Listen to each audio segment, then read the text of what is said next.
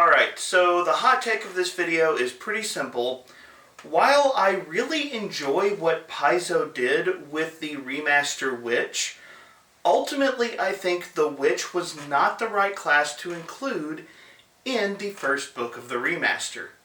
Today, I'm going to give my thoughts on the first book of the Pathfinder 2e remaster, The Player Core, on today's episode of The Local Disaster Tour Guide.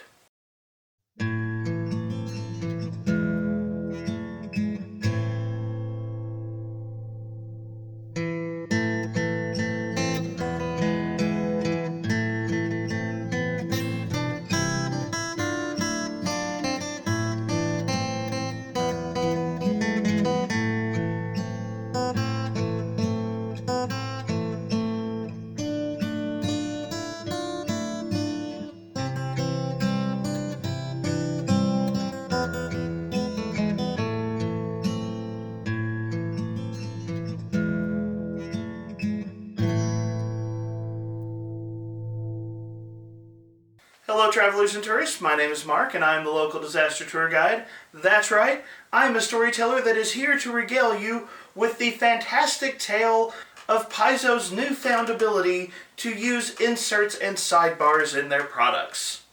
I'm telling you, this is going to be a riveting conversation. Welcome to a journey through the fantastic world of TTRPGs like Pathfinder and Starfinder, and welcome to my first official product review for the Pathfinder 2e remaster, where I'm going to be talking about the Player Core for Pathfinder 2nd Edition. The Player Core and the GM Core were the first two books that were released for Pathfinder 2nd Edition.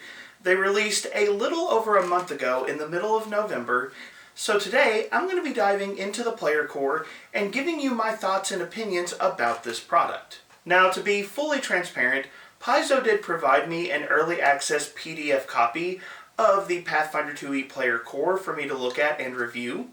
I think there was a little bit of a mix-up because I got my PDF copy later than I was initially anticipating, so that did postpone my ability to start reading up on this product, but I am definitely very grateful that Paizo did send me that review PDF so that I could get an early start on reading both the Player Core and the GM Core and start formulating my ideas about both. Now, I should note that even though Paizo sent me a free PDF review copy of both the Player Core and the GM Core for both this video and the review video of the GM Core, Paizo did not attempt to influence my review in any way. They have given me full creative control of how I want to approach these reviews, and as you can see, I did pick up a physical copy of the Player Core and also the GM Core, so these are obviously products that I was interested in investing in, and I do want you to know that I'm giving you my genuine thoughts on these products as I review them. Before we dive into the review proper, I do want to remind you the important grain of salt that I give in any product review that I provide. Please remember that the best review you will ever receive of any product is to try it for yourself. So if you can do something like check out the Player Core at your fine local gaming store or borrow a copy from a friend, you are always going to get a better idea of what a product is and what a product has to offer by reviewing it for yourself. So anything that you hear from me or other reviewers online, please remember to take those things with a grain of salt. I try to give you my honest thoughts on the product, but nothing will overtop taking some time to investigate a product for yourself before making any kind of purchase decision.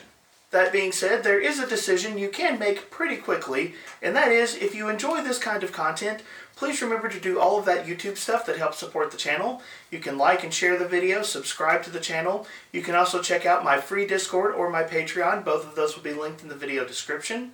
But far and away, the biggest thing you can do to help support this content and this channel is to join in the conversation. So by all means, jump down to the comments section. Be sure to share your thoughts, your observations, your ideas, where you agree with me and where you disagree with me. The best part of this job is getting to interact with you, and I love to hear your thoughts. So by sharing your ideas, you're not just feeding the algorithm, but you're also encouraging me to create content like this. I love to hear what you have to say. But with all that out of the way, let's get started. Now, honestly, it's been a while since I've done a proper review video on this channel. So if you haven't seen one of my reviews before, I have a particular approach to how I do my reviews that you should be aware of, And that is, I like to give you my overall thoughts on a product first, and then work my way through the product to let you know how I came to those conclusions. On top of that, when I give a grade to a product, I like to give an initial grade and then an overall grade to help answer a very important question, which is, did this product ultimately live up to what I felt it needed to be? So I'll give you both an initial grade and an overall grade, and then I'll talk about the strengths and weaknesses of this product before diving into the individual chapters and the sort of content that you can expect to find if you pick up a copy of the Player Core. However, before I give you my initial grade and overall grade for the Player Core, I need to talk about why this book was honestly very hard to evaluate. If you are looking at the Player Core, I think you need to acknowledge up front that your opinion of the Player Core is probably going to be very heavily influenced by your opinion of the Pathfinder 2e Remaster as a whole. Now, I've previously done a video on this channel talking about why I have conflicted feelings about the Pathfinder 2e Remaster. There are aspects of the remaster that I honestly struggle with, even while at the same time I still have a lot of hope for where Paizo's going with their game. I have a lot of conflicted emotions about the remaster overall, and as the Player Core is really the most important book in the Pathfinder 2e Remaster, that means that your thoughts on the remaster are going to influence your thoughts on this book. And honestly, it's very hard to kind of separate those ideas. I have tried my best in my review of this product to give this book a fair overview that is a reflection of the quality of the Player Core and is not a reflection of how I think the remaster is going. But even as I'm recording this video, if I'm being honest, I'm not sure if I was successful. So I just want that caveat out of the way. I do think that's an important thing to keep in mind in discussions about this product. But with all that out of the way, let's go ahead and ask the big question, what is the initial or target grade that I give to the Player Core? And then what is the actual overall grade that I give to the Player Core to see if it measures up to what I think it needed to be? Well, for the initial grade, let's just go ahead and say this right up front.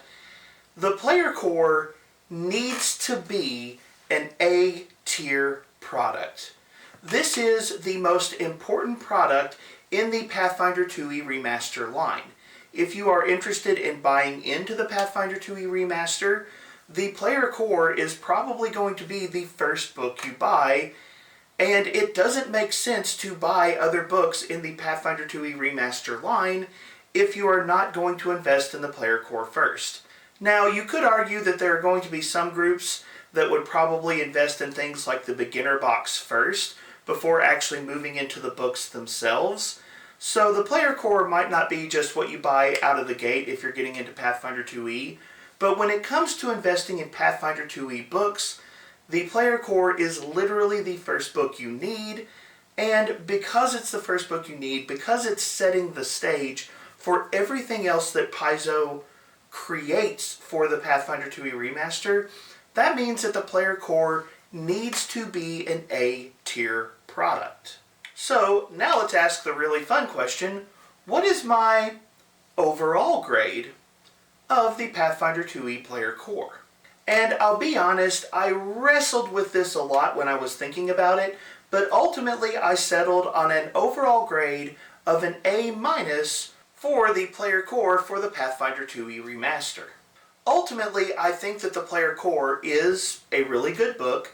I think there's a lot of stuff that I really like about the Player Core, and I even think that the remaster is being set up to go in a good direction, but at the same time, I couldn't quite shake the feeling when I was reading through the Player Core that this book just felt a little bit incomplete, and when we get into some of the content, I'll explain why I think it feels that way.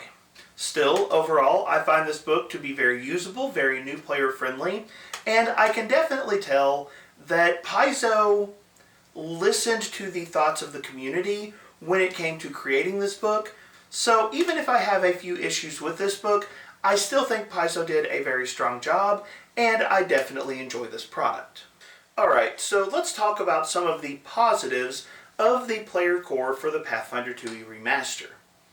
And one thing that I think is definitely worth addressing up front is this book is very new player friendly. If you have followed Pathfinder 2e for a couple of years, one of the common criticisms you may have heard of Pathfinder 2nd Edition is that the old core rulebook was not very accessible for new players, and honestly that was a pretty fair criticism of the game. The original core rulebook, for all of its strengths, was an organizational nightmare. And Paizo has definitely heard that criticism, and when it comes to the player core, you can tell that Paizo did their homework to really make sure that this book is a lot more accessible, a lot easier to understand, it's cleaner. It's just, if you are diving into Pathfinder 2nd Edition for the first time, the player core is going to be a much more positive experience than the original core rulebook would have been. And honestly, this is one of those points about the player core that I think is really important to stress or to emphasize. If you've been playing Pathfinder 2nd Edition for a while, you're going to be familiar with Archives of Nethys, you're going to be familiar with Path Builder, and some of the other tools or resources that can help you play the game. And all of those tools and resources are going to be updated so that you can use remaster content in the near future. If you're an experienced Pathfinder 2e player, in many ways a book is kind of decorative if you have access to the electronic resources. But if you're a brand new player coming in, things like the Archives of Nethys and Path Builder, while they look really cool, can be very, very overwhelming. Archives of Nethys especially is just this massive database of options, and if you don't have a frame of reference for what those options mean, you're not going to be able to use it very effectively. To that effect, the player core has been structured in such a way that if you are new to the game, you can pick up this book and quickly discover what TTRPGs are, what Pathfinder is, what the important concepts of Pathfinder are going to be, and they do a good job of walking a new player through all of the essential things they need to know in order to be successful with this game. In fact, one of the positives that may be too positive when it comes to the player core is Paizo just went all in on organizational aids throughout the player core. They have a handy sidebar that tracks down the right-hand side of your book that tells you exactly what chapter you're in and exactly what topic you're reading on, and even some of the subheadings under those topics. You can very quickly flip through this book and find exactly what you're looking for. And then Paizo also includes a large number of inserts that specifically highlight important terms and concepts at steady intervals throughout the player core.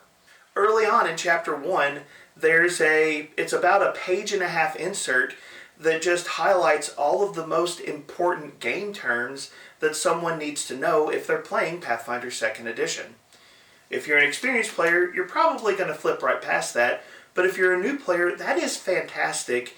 Here are all of the really important terms you need to know to be able to read a character sheet, to be able to play the game, and they are just highlighted and called out in a very visually distinct way that is so new player friendly, it's just a beautiful thing.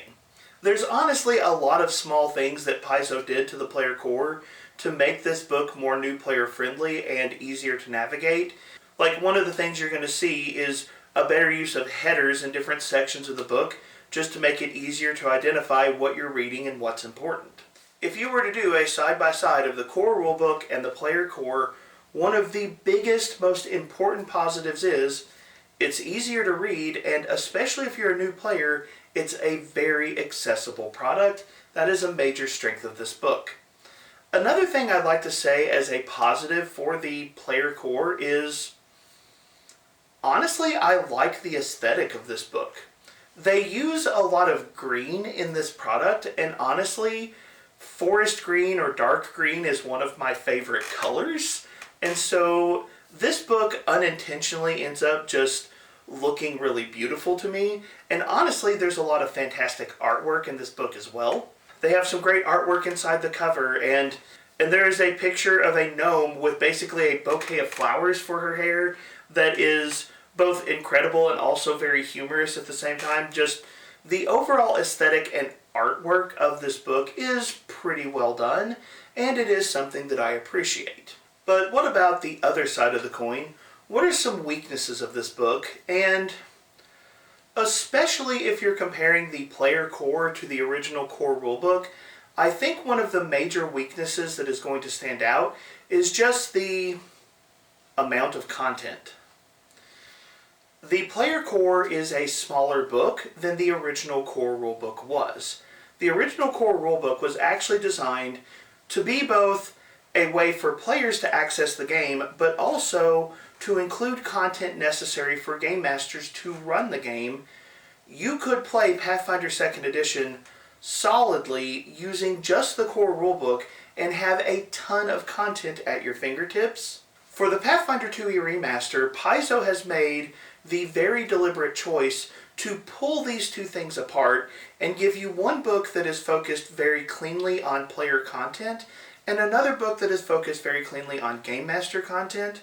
And because of that separation, you will almost immediately feel that this book lacks content compared to what was published before. A good example of this is the treasure section that was included in the core rulebook is not in the player core, it's actually in the game master core, and we'll talk about that in the next review video I do on this channel. However, that kind of undersells the amount of content issue that exists with this product, because Paizo went a step farther and they actually trimmed down the amount of player content that exists in the player core book. In the original core rulebook, you had 12 core classes, and then Paizo expanded with an additional 4 core classes in the Advanced Player's Guide. Well, for Player Core 1 and Player Core 2 for the remaster, Paizo made the decision to split the classes exactly in half, giving us 8 classes in the Player Core and 8 more classes in the Player Core 2, which will be out next year. So if you were to make a comparison to the original core rulebook, again you have a net loss of content. Going from 12 classes to 8, you're going to feel that, and the book is just going to feel like it has less material available overall. All of this taken together means that when you come to the player core, there's going to be a lot of moments where you're just like, this isn't here, I can't find that. This thing that I'm looking for, oh wait, it's going to be in this other book. There's this common experience of just missing out on some content that permeates the experience of reading the player core. And this is the point where I hate to get nitpicky, but I knew all of this going in. I knew that material was going to the GM core. I knew material was going to the player core 2. So I knew that this was going to be a smaller, more limited product.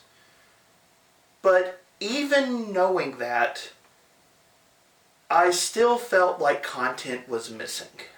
Now, I will tell you, it actually took me a while to really put my finger on why I couldn't shake this particular emotional experience. And when we get to Chapter 3 and talk about the classes, I'm going to give you my theory on why I think this book ultimately feels like the content is lacking. I think that Paizo made an error in the classes it chose to include. Ultimately, I think there's an important reality that needs to be acknowledged when it comes to the player core, in that the player core doesn't feel ready to play the way the original core rulebook felt ready to play.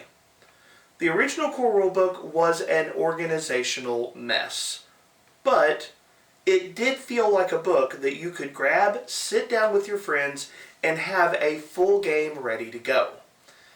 The player core for the remaster does not have that feeling. It very much feels like a product that needs other products to join in to get that full play experience. And I do think that's something you need to be aware of, because especially if you've been playing Pathfinder 2e for a while, you're gonna notice that difference. But that is an overview of the positives and weaknesses. Let's go ahead and talk about the different chapters. And as we go through the different chapters, Hopefully you will see how I came to these conclusions. Okay, so Chapter 1 is the introduction chapter, and if you've been playing Pathfinder 2nd Edition for a long time, this is a chapter that you're probably going to skip right over and not even think about, which is kind of sad because honestly, Chapter 1 and Chapter 2 would be my picks for the two most improved chapters of this entire product. If you lay the core rulebook and the player core side by side and say which book did which content better, I think that the player core very solidly delivers a better experience, especially in the first two chapters. Chapter 1 and Chapter 2 are extremely, extremely good. If you're an experienced player, a lot of the content in Chapter 1 isn't going to be that important to you, and that means that a lot of experienced players, I'm afraid, are going to skip over what is actually a really well-presented chapter. In terms of what you can expect in Chapter 1, Paizo gives you the outline of character creation that we've seen before, and talks about the process of leveling up. And then it gives you a little bit of setting information, talking about the Golarion setting and the Inner Sea region of Golarion, and finally giving you an overview of the religions that are prevalent inside of the Golarion campaign setting. If you're familiar with the core rulebook, the information on the Golarion setting and the information on religion were originally much, much later in the core rulebook, and I think moving those to the front of the player core is a really positive change. First up, people that are playing classes like the Cleric need that information on deities to really be able to create their characters, so having that information at the front of the book is just useful in general. And then, while the information on Golarion is definitely a general overview, they're not diving deep into any particular location, they give you an idea of what sort of locations you can find and what sort of characters might come from those locations, meaning the introduction of this book comes with a lot of very obvious, very accessible hooks for character creation. If you are brand new to tabletop RPGs, or if you are brand new to the Golarion setting, Paizo is putting the kind of information to help inspire your character right at the front of the book, and that is a very good thing. On top of that, I mentioned in the positives of this video that Paizo does a good job with the inserts in this section, really highlighting these are the important terms, these are the important concepts, these are the things you really need to pay attention to so that you can speak the language of this game well. The introduction chapter of this book is honestly just exceptionally well done. If you're familiar with Pathfinder 2e, you're probably not going to pay much attention to this chapter, but if you are new to the game, I think you're really going to appreciate this chapter. And my serious compliments to Paizo. I think that Chapter 1 is a fantastic introduction, and the authors deserve some real credit for pulling it together as well as they did. Next up you have Chapter 2, which covers Ancestries and Backgrounds, and this is another really strong chapter in my opinion. Essentially what this chapter and many of the other chapters we're going to talk about will do is they pull a lot of the content that was originally found in the core rulebook and the Advanced Player's Guide, and they bring them together so that all of the content that is relevant to a particular aspect of the rules can be found in a single location. Functionally what this means is the Ancestry section is going to give us a total of 8 ancestries to play around with, and then it's also going to talk about versatile heritages and give us several options under versatile heritages that we can use as well. And then the chapter is going to close out with a big list of backgrounds that you can use in character creation as well. I want to talk about backgrounds first because while they have a lot of options here, this is one of the easier sections of this chapter to go ahead and talk about. The player core is going to include all of the common backgrounds that were originally published in the core rulebook and the Advanced Player's Guide, and it's going to add in an additional common background that was originally part of the Lost Omens line called Raised by Belief, which represents characters that were raised up in a particular faith. That being said, the background section does not include any uncommon or rare backgrounds. I would expect, based off what we saw with the Advanced Player's Guide, we may get some uncommon or rare backgrounds in Player Core 2 when that book comes out next year, but it looks like Paizo just condensed all of the common backgrounds in one very accessible location, and the presentation on these backgrounds has not changed. The big addition here, as I mentioned, is the raised by belief background, which is used to represent people that were raised in a particular faith. This has actually been part of the game for a while. It was introduced in the Lost Omens line of books, but there is a particular aspect of raised by belief that references to a deity stat block, and essentially what Paizo has done is they've put the new deity stat blocks in the player core in Chapter 1, so they went ahead and put this background in Chapter 2, so that it is very clear how that aspect of a deity stat block corresponds to character creation. Also, immediately after backgrounds, you'll find a brief section on languages inside of the Golarion setting. So if you want to know what all the new names for languages are, that's where you'll find that content. Obviously, the bulk of this chapter is going to be the Ancestries, and one of the things I really appreciate about what Paizo did in this book is they went from the 6 core Ancestries, and they actually expanded it to 8 Ancestries in this book. Like before, you have dwarves, elves, gnomes, goblins, halflings, and humans as core Ancestries for the game, but in addition to that, Paizo has added orcs and leshies as playable Ancestries as well. Now, orcs were originally part of the Advanced Player's Guide, so that's not too big of a surprise.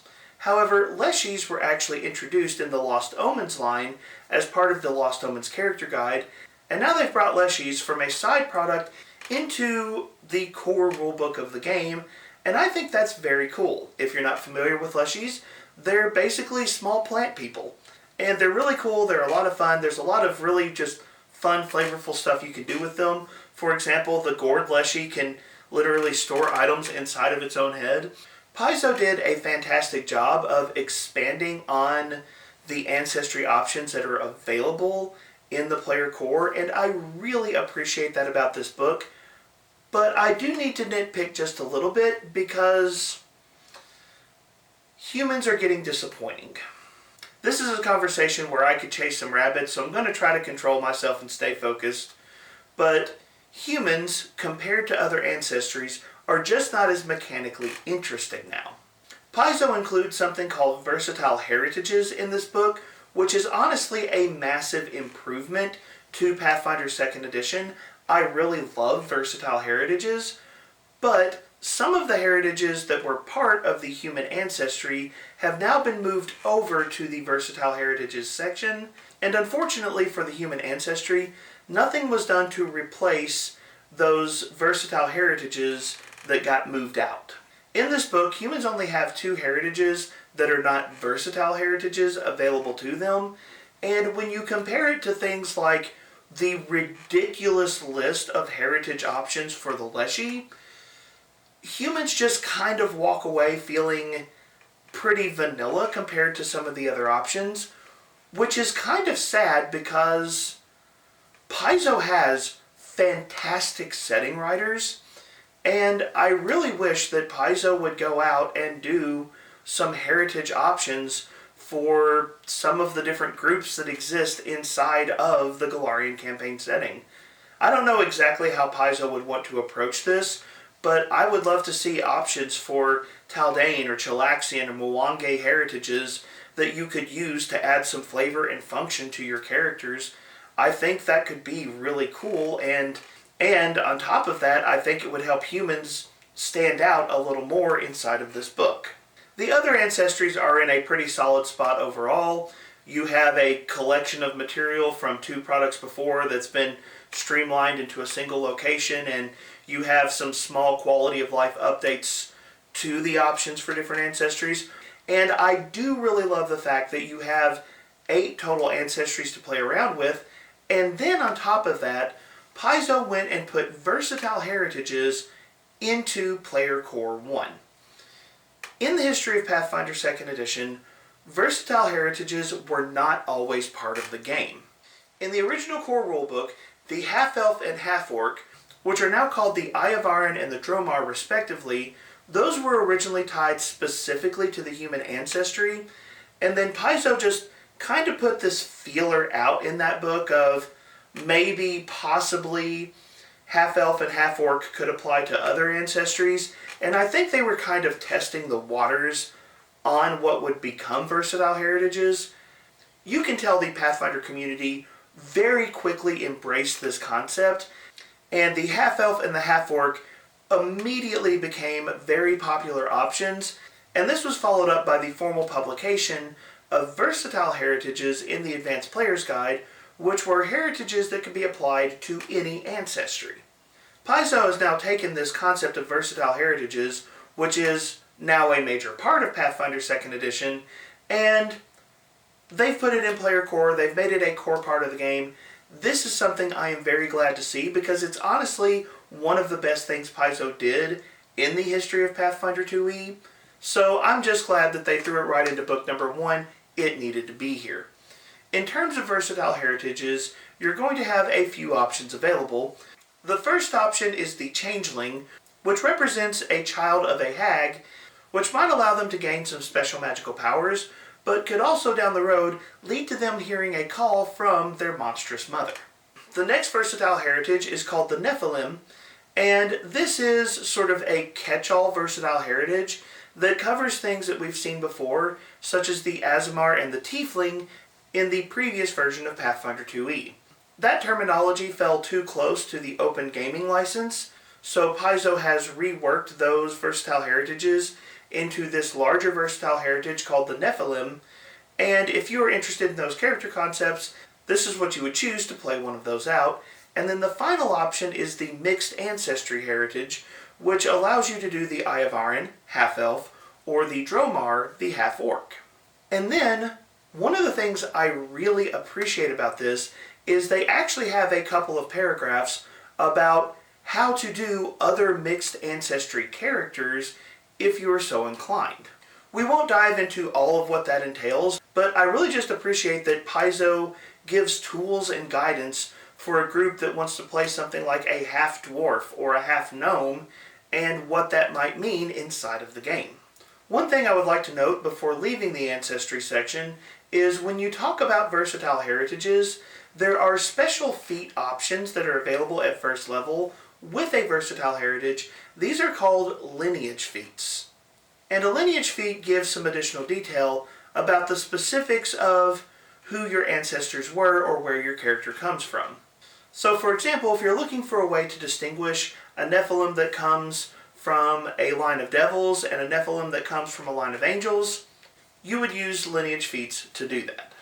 And with all of that, I have barely scratched the surface of the amount of content that Paizo put into Chapter 2 of this book, but honestly, this section has run really long, so just allow me to summarize this section by saying, I really appreciate the Ancestry section.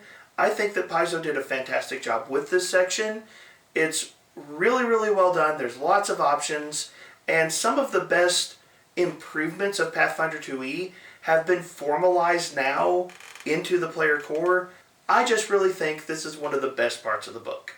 So naturally that means that we should transition to one of the weakest parts of the book, which is Chapter 3 classes.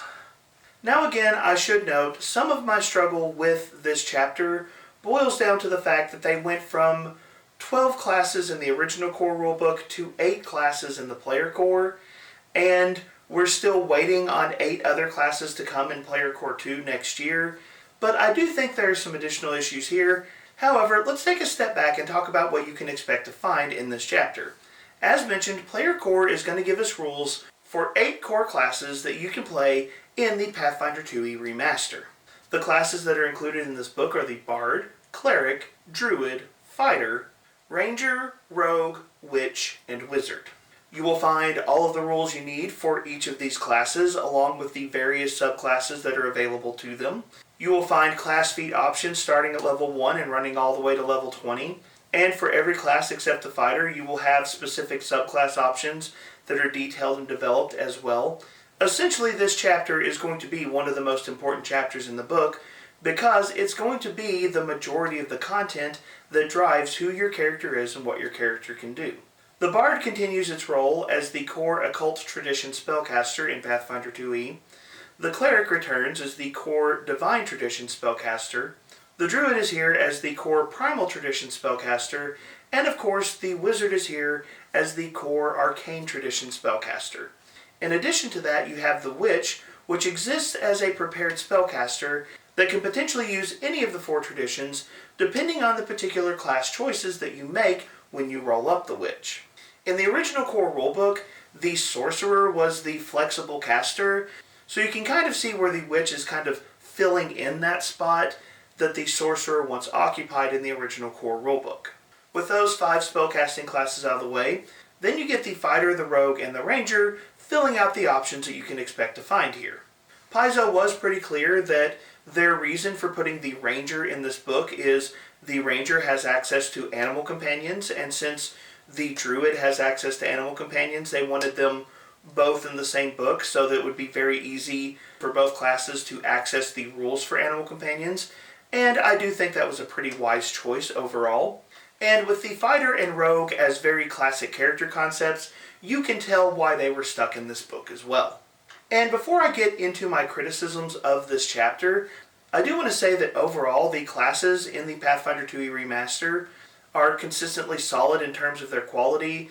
They've got interesting new options, and Paizo has done a good job bringing each of these classes forward into the remaster. Overall, this is a good chapter, even if there are some things that I'm not personally a fan of. To give you an example of one of the big strengths of this chapter, the War Priest doctrine for the Cleric got some pretty significant upgrades for the Pathfinder 2e Remaster, and the Cleric is in a much better place now that the remaster has been completed. Seriously, Paizo fixed some problems for that class, and I'm a lot more excited to bring a War Priest to the gaming table after some of the work that Paizo has done. You can tell that for the most part, Paizo really went in and tried to make sure that the classes were living up to their potential. The authors did a pretty good job across the board here. In fact, for a long time, I couldn't figure out why I had a problem with this chapter. In reading through the classes for the Player Core Remaster, for the most part, Paizo did a really good job. I have some nitpicks on the Wizard, but that shouldn't be enough to really throw me off, and I couldn't figure out why I was having a problem, and then it hit me. There's an imbalance that you really feel in this book, in that the Player Core comes with 5 caster classes: Bard, Cleric, Druid, Wizard, and Witch, but it only has 3 martial classes: Fighter, Rogue, and Ranger. This is, in my opinion, a bit of a mistake. First, you just have a disparity between martial and magical character concepts, meaning that if you're a new player who really wants to lean into a martial gameplay style, you just don't have as many options in the Player Core as you would if you were going for a more magical character.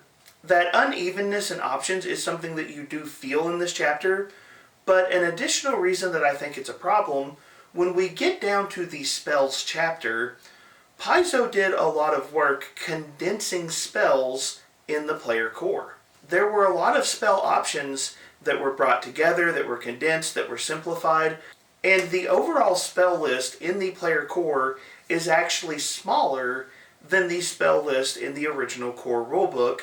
But what that means is you end up having more spellcasting classes relative to a smaller spellcasting list, and I think that causes this book to feel just a bit unbalanced.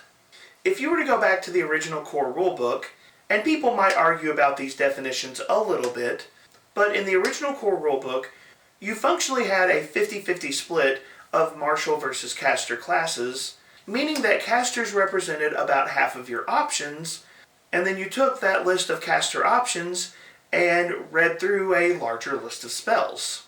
Well, now you don't have a 50-50 split, you have a 5-to-3 ratio, and those 5 spellcasting classes are then going to carry over to a smaller spellcasting list, and I think that just throws off the feel of this section of the book.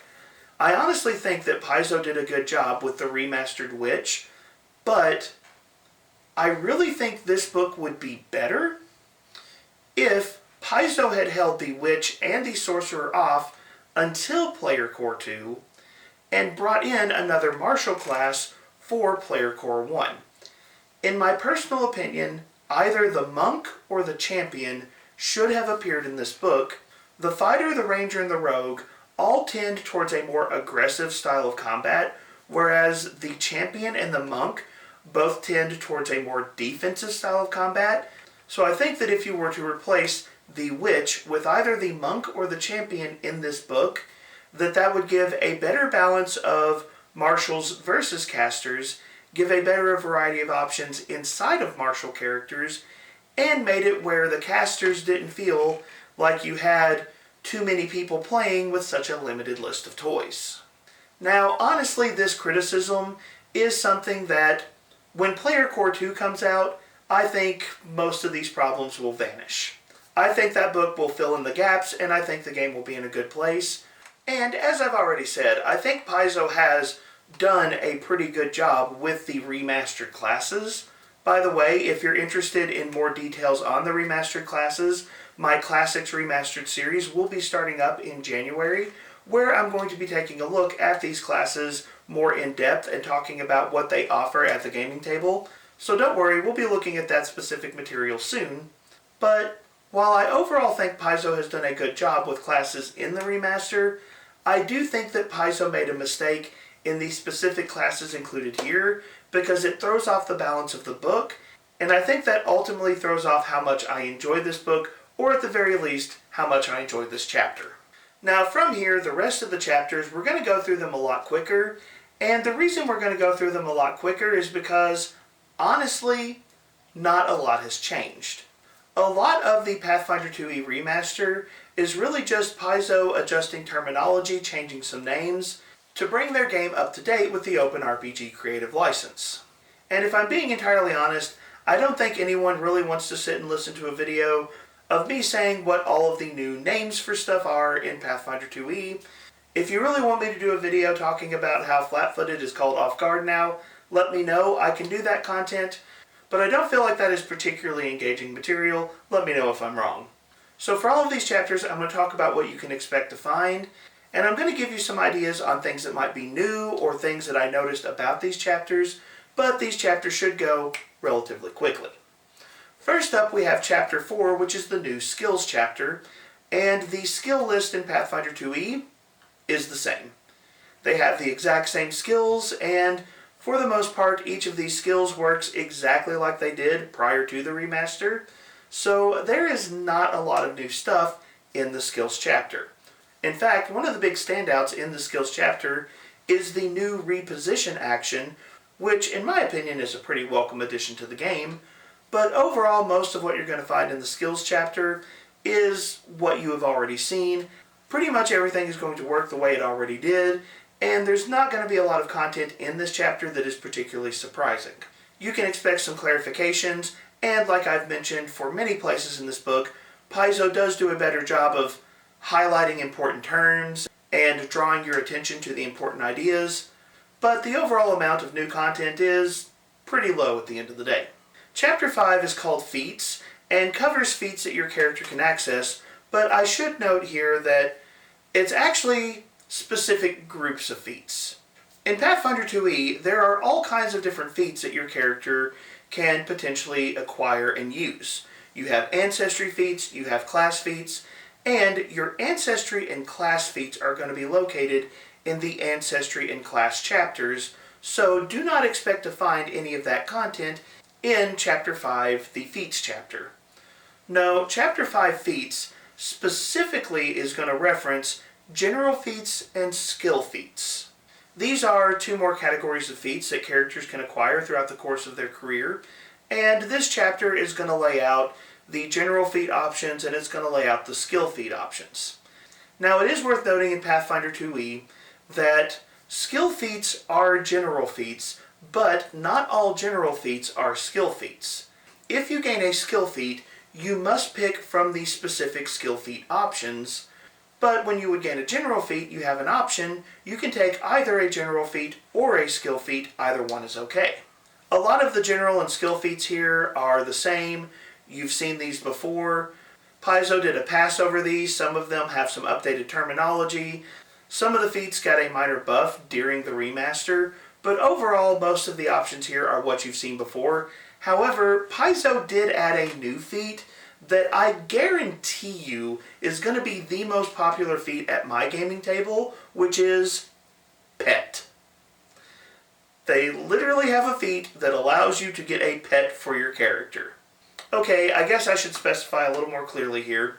Familiars, a type of creature that witches and wizards can access, are a type of magical pet, and they actually build on the pet feat, but now Paizo has just given us a pet option that allows any character to go ahead and build a bond with a particular animal, and it may not have the magical abilities that a witch or a wizard could use, but any character could potentially get their own trained cat or trained bird that goes on adventures with them.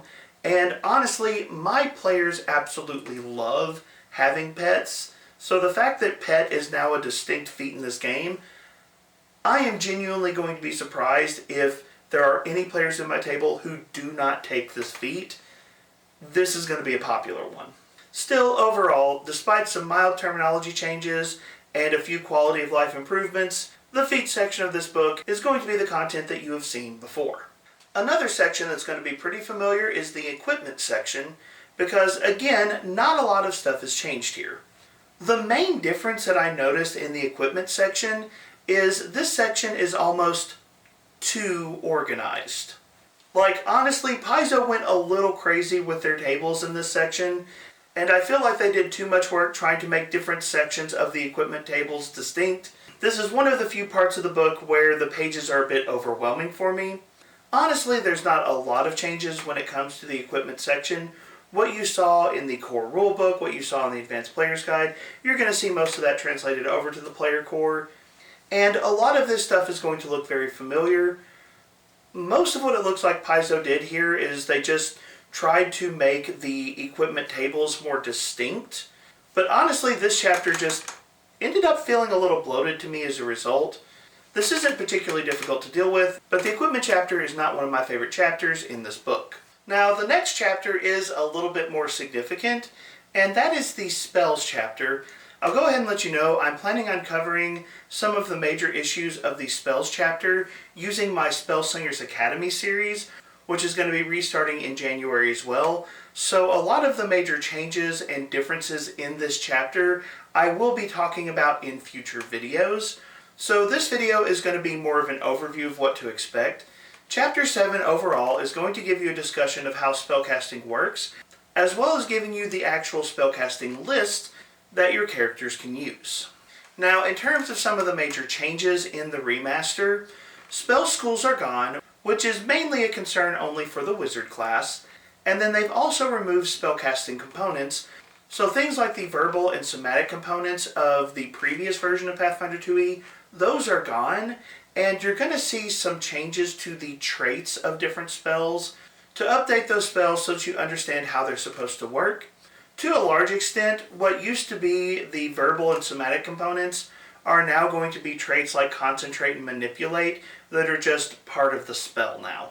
There is a new distinct trait that is added in this section called subtle, which is applied to spells that a caster can use without necessarily drawing attention to themselves. And I do think the subtle trait is a fun addition to the game. And then in terms of other changes, we've already talked about how Paizo has gone through and they've cleaned up the spell list, they've combined certain spells, they've condensed certain spells, they've made some spells more broadly useful and less of a niche spell that you might want to cast. As I've previously mentioned, the spell lists are smaller, but overall I do think that these spells are in a better place and are more generally useful. And yes, I do know there is someone in the comment section right now talking about the spellcasting modifier to damage. That's an entire extra conversation. I'm not going to dive into that here. As a general statement, while the spell list is smaller, I do think spells overall tend to be more useful and more broadly applicable. And Chapter 7 is going to tell you both how to use spells, what those spells are, and give you all the mechanics for each individual spell that you need to know. One of the things I would like to highlight here is The spells chapter is much better organized. For example, the cleric domain spells now have all of the spells in the same domain located together. Why this wasn't part of the original core rulebook, I don't know. But as a general statement, like the rest of this book, Paizo has done a better job of organizing this section, so especially if you're a new player trying to dive in and figure the spells out, it's going to be easier to navigate. The last chapter of the book, and honestly another sizable chapter, is the Playing the Game chapter, and this is going to mirror in many ways the player-oriented section of the Playing the Game chapter that existed in the original core rulebook. And honestly, this chapter doesn't make a lot of changes. Other than some updated terminology and some tweaks of the rules here and there, this chapter, for the most part, is going to be very familiar to anyone who has already played Pathfinder 2e. Rules about how combat works, rules about encounter mode, exploration mode, downtime mode, different aspects of the game. You can go to this section and very quickly find what you need and how the rules work for each particular instance. Outside of terminology changes, the actual mechanics of how the Pathfinder 2e Remaster works, especially in this chapter, there's not a lot of stuff that's going to be different, so there's not a lot of stuff that really needs to be highlighted here, especially if you have been playing 2e for a while. That being said, there are a couple of things I would like to call out. One, Paizo has made a huge quality of life improvement by adding a new swap action that players can use. And then, in the section on counteracting rules, they actually give you a very, very handy counteracting chart, which is going to make counteracting a lot easier to use. Seriously, Paizo, I want the Game Master screen with the counteracting rules printed on them yesterday. But in most other respects, this chapter is going to be what you've seen before, and if you are familiar with the rules of Pathfinder 2nd Edition, there's not going to be a ton of new information here. The organization is better, but the content is mostly the same. And with that, we've covered all of the content that you can expect to find in the player core for the Pathfinder 2e Remaster. Overall, I think that this book is pretty solid, and especially if you are a new player getting into Pathfinder, I think you're going to find this book to be a lot more accessible than the old core rulebook was. And I do appreciate the fact that Paizo clearly took seriously a lot of the commentary in the community. They really took their time to make sure that this was a book that people could use and could quickly access and understand. That is a major bonus to this book. Overall, I do think this book is well done, though as I've mentioned, I think that the class balance in this book, especially given the smaller spell list, is something that is a bit of a weakness for this product. Next year, when Player Core 2 comes out and we have the full suite of classes available, and probably an expanded spell list as well, I think those problems will vanish in Pathfinder 2e. So even if I think there are a few missteps with this product, overall I think Paizo did a pretty fantastic job, and I'm happy with what they have offered us. But the time has come for me to turn the conversation over to you. So what are your thoughts about the player core for the Pathfinder 2e Remaster, and do you agree or disagree with my assessment? Jump down to the comment section and let me know your thoughts, and if you have particular questions about this book, please be sure to let me know. As I've noted, my Classics Remastered series is going to start in January, and my Spellslingers Academy series, both long and short form, that will be restarting in January as well. So a lot of the particulars of this new content, I'm going to be diving into those in some of the videos next month. So if you have particular questions that you're curious about, let me know, and I'll try to work those topics into the future videos I have surrounding the content in this book. The remaster is here, and we're finally getting to see Paizo and their incredible creativity respond to some of the chaos from earlier this year, and I do think that the player core is a pretty solid first offering, but I would love to know what you think. So be a part of the conversation, and don't forget to do all of that other YouTube stuff as well. Like, share, subscribe, check out Discord and Patreon. All of those links are in the video description, but as always, thank you so much for being here. Thank you so much for being part of the conversation. Have a wonderful day.